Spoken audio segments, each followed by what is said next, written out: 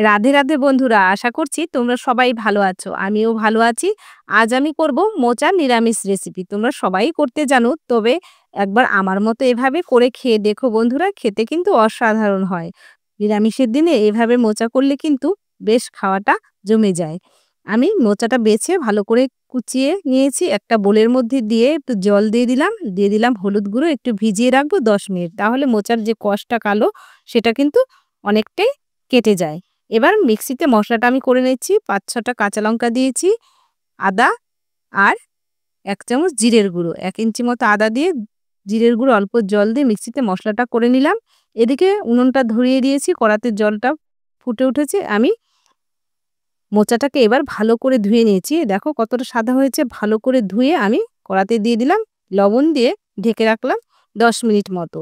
এদিকে আমি মটর ডাল ভিজিয়ে রেখেছিলাম। মটর ডালটা মিক্সিতে করে লবণ হলুদ দিয়ে মেখে নিলাম। দেখো আমার কিন্তু মোচাটা সেদ্ধ হয়ে গেছে। এবার আমি নামিয়ে নেব। নামিয়ে কড়াতে তেল দিয়ে আমি ছোট, ছোট করে ডালের বড়ি দিয়ে নিলাম। দেখো এভাবে একদমই ছোট, ছোট করে বড়ি দিয়ে নিয়েছি। আর উল্টে পাল্টে একটু, একটু লাল, লাল করে ভেজেছি। একদমই কিন্তু কড়া করে শক্ত করে না, একটু লাল হলে আমি নামিয়ে নিলাম। ওই তেলে দিয়ে দিলাম আলু। আলুটা ছোট, ছোট ডুমু, ডুমু করে কেটে নিয়েছিলাম। লবণ হলুদ দিয়ে আলুটাকেও একটু সময় ধরে ভেজে নেব। একটু সময় ধরে ভাজতে হবে, যেহেতু আমি আলুটা কিন্তু জলে সেদ্ধ করব না।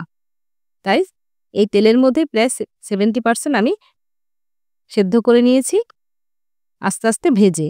এবার কড়াতে একটু বেশি করে তেল দিয়েছি। মোচাতে একটু তেল বেশি দিলে বেশি ভালো লাগে খেতে। ফোড়নে দিয়েছি তেজপাতা, জিরে, বেটে রাখা মসলাটা দিয়ে এবার আমি নেড়েচেড়ে কষিয়ে নেব। আমি দিয়ে দিয়েছি মসলার বাটি ধোয়া জলটা একটু বেশি করে দিয়ে স্বাদমতো লবণ, হলুদ গুঁড়ো দিয়ে নেড়েচেড়ে একটু সময় ধরে কষাবো। মসলা যত সময় ধরে কষাবো ততটাই কিন্তু টেস্ট হয়। মসলা একটু ভালোভাবে নাড়তে হবে যেন নিচে না লেগে যায়। দেখো মসলা থেকে কতটা তেল ছেড়ে দিয়ে দিচ্ছে। এবার আমি দিয়ে দিলাম ভেজে রাখা আলু।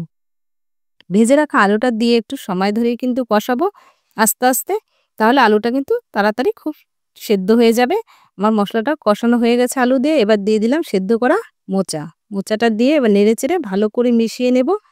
এই সবটাই কিন্তু একটু সময় ধরে করতে হবে। খুব বেশি আগুনে কিন্তু এটা করা যাবে না, তাহলে নিচে লেগে যাবে। পোড়া লেগে গেলে কিন্তু খেতে কিন্তু একদমই ভালো লাগবে না। এভাবে মিশিয়ে নিয়েছি। একটু সময় ধরে ঢেকে, ঢেকে কিন্তু রান্নাটা করব। এরপর দেখো অনেকটাই কিন্তু হয়ে এসছে আমার। এবার দিয়ে দেব আমি ভেজে রাখা ডালের বড়াগুলো। ডালের বড়াগুলো দিয়ে আমি নেড়েচেড়ে মিশিয়ে নেব। মিশিয়ে আমি আরও ১০ মিনিট মতো একটু রান্না করে নেব। এবার আমি দিয়ে দিয়েছি, প্রায় হয়ে গেছে, তাই দিয়ে দিলাম চিনি আর গোলমরিচ গুঁড়ো। এভাবে তোমরা করে খেয়ে দেখো বন্ধুরা, মোচা কিন্তু খেতে দারুণ হয় এই ডালের বড়া দিয়ে। আমার হয়ে গেছে, নামিয়ে নিলাম। দেখো কত সুন্দর হয়েছে।